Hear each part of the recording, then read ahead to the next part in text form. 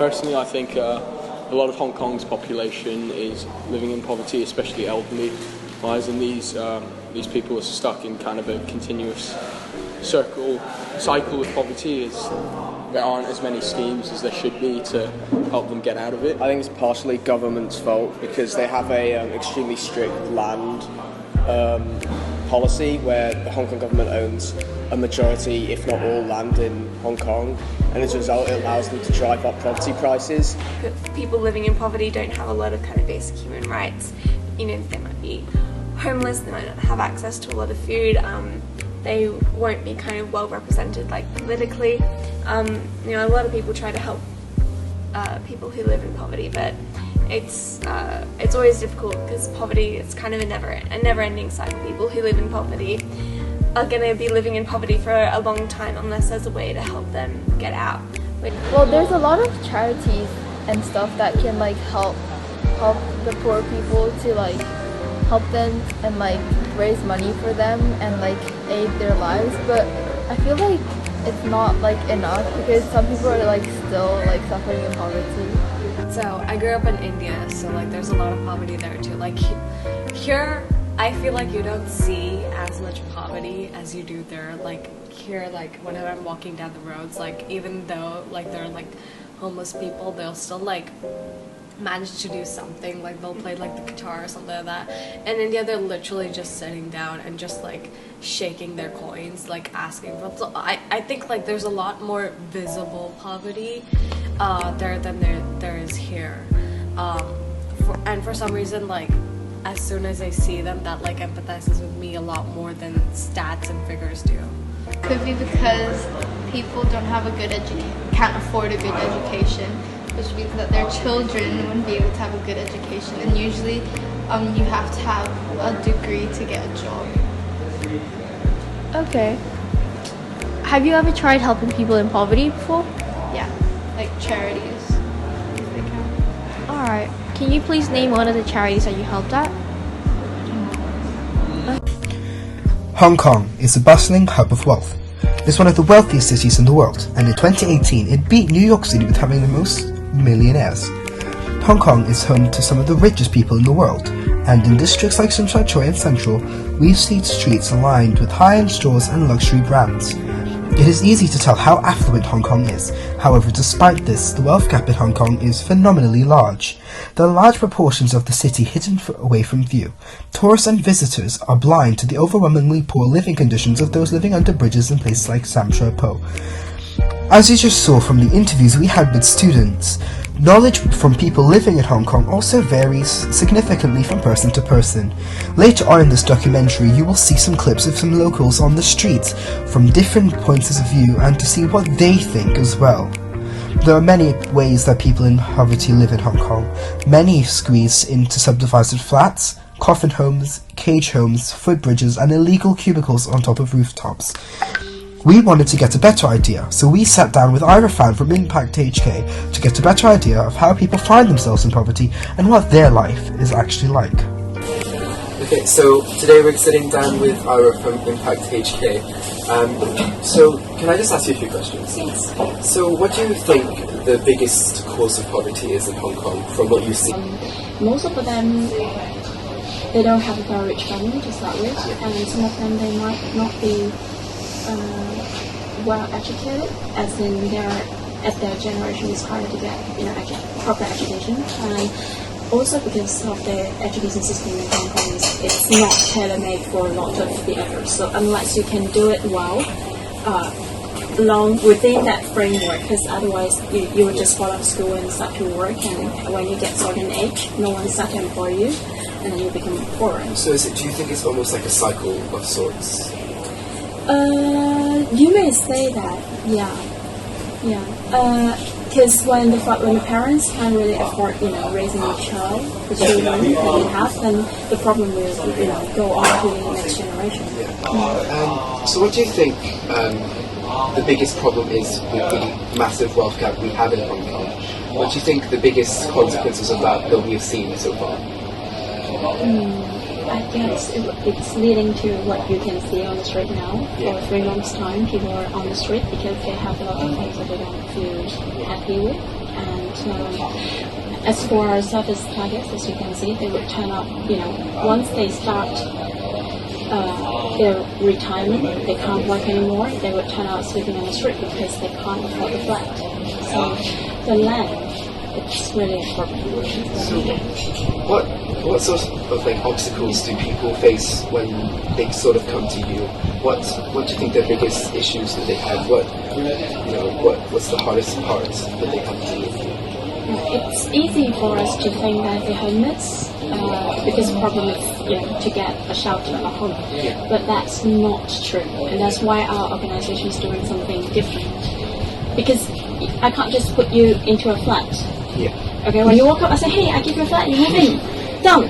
Okay, that will never work. Especially imagine if you've been living on the street for like 10 to 20 years. Okay, all of a sudden I put you in a flat, how would you feel? Confused. Yeah, confused, lost, and totally isolated. Yeah, compared to the street, that at least you have some friends, right? So that's one of the things. And, that's why we focus more on building the connectivity with our places. Make sure that they have friends. They can always come back to our community, and we actually employ them to work here to serve the other. We employ those former street sleepers, Right. homeless, and then gradually we rent them flats, and they start to stand on their own feet. And some of them get graduated, they find a job outside, we still come back to help them. Right. So every day here we have free meals, and we have free donations, so they help to organize them to give to those who come in. So, after our chat with Ira, we had a much better understanding of the troubles which many people in Hong Kong have to face as a result of the wealth gap. As you saw in the clip, we visited a park where, come nightfall, is more of a homeless shelter than it is an actual public park. In the area, the government had shut down many different overpasses, which had become home for many homeless people, and thus they had no other place to go other than this park, because that was the only place, one of the only places in which that they could go during the night. Now, we were curious whether people in Hong Kong actually knew about this, so we went to tourist hotspot Tsim Sha Tsui to get a wide variety of people to answer our questions, to see what they knew about the situation. And by chance, we bumped into Petras Grazulis, a prominent Lithuanian MP in transit here, and we were able to ask him a few questions through a translator. So have you seen any people around Hong Kong sleeping on the streets or any instances of poverty? Not a lot, no. Like earlier today, in like the underpass and like the subway, but like really counted on like one hand. Yeah. So what do you know about the poverty situation in Hong Kong? Not a great deal. I think of Hong Kong stereotypically as being quite a like wealthy, prosperous kind of place. I don't actually. It's the kind of perception of it internationally is very much like wealthy expats, and there's like a lot of money, and I think it's very much regarded in that way. So really I'm putting it to kind of I think the less kind of prosperous. Yeah. So just out of interest, so what sort of areas around Hong Kong have you visited? So we're staying in Kowloon. Yeah. And outside of that, because it's central, we haven't really managed to get into the new territories because of obviously the issues with the MTR and things like that. But predominantly we've been around here, around what's the district that we're saying? GST. Yeah. And then central, which obviously feels very wealthy. So like, and seeing like all these shopping runs down here where it's all like Louis Vuitton and like Cartier, so.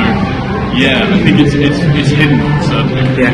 係因為我住喺公屋入面嘅，所以我基本上我範圍都會係喺收入水平以下咧，即係政府 set 定嘅收入水平以下嘅地方度生活，會影響成啲。OK， 我想問咧，你知唔知道香港嘅政府有冇做任何嘢去幫助呢啲人咧？知道有嘅，但係嗰個政策多似乎係幫緊佢哋，而係幫緊另外一個階層嘅人咯。係啊，明白。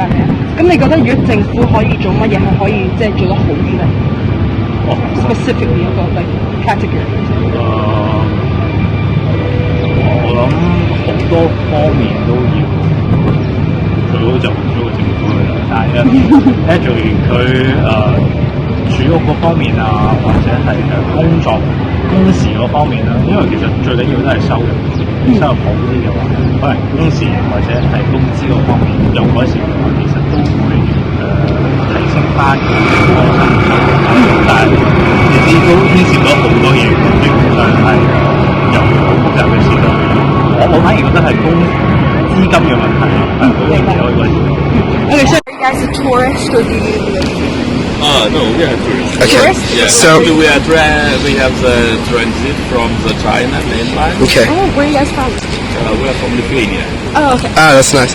So, how often do you see people in poverty around Hong Kong, like people sleeping on the streets? Actually, yesterday we only entered the Hong Kong, so yeah, I didn't see many people sleeping in Hong Kong in the streets. Yeah. What's your first impression of Hong Kong? Is it like, do you think it's a rich place, mid, or more of a poor, like, city? It's very contrasted. For me, it's like something very big money and the poor people, rich people and the poor people, and it seems that it's very contrasting city because we was in China mainland for a little bit longer, and we see many differences between Hong Kong and the mainland, because maybe Hong Kong is more like in Europe. For the Europe countries, actually, I don't know how to say, maybe in some way you can see the freedom, but in other way you can see that people are slave of money. After interviewing many people on the streets and talking to professionals, we decided that we need to take a bit of action. We thought that we wanted to share our findings with young students who were about to commence their own group projects called the PYP exhibition. We wanted to inspire them to look further into the subject through their own research. We were supposed to go to a couple of schools, but due to the current Hong Kong protest crisis, we were not able to make it to all but one. This was because of road closures and because the Education Bureau here had cancelled schools for a long period of time. However, when we did present, we were able to bring a model cage home, which was about half the size of a real one, and had all the necessities in which you would normally find with them, such as some food, calendars, pens, etc. We've also published this documentary that you're watching right now, with the hopes of educating other students about the issue of the wealth gap, which evidently from our findings, the extent of which is not really common knowledge around Hong Kong.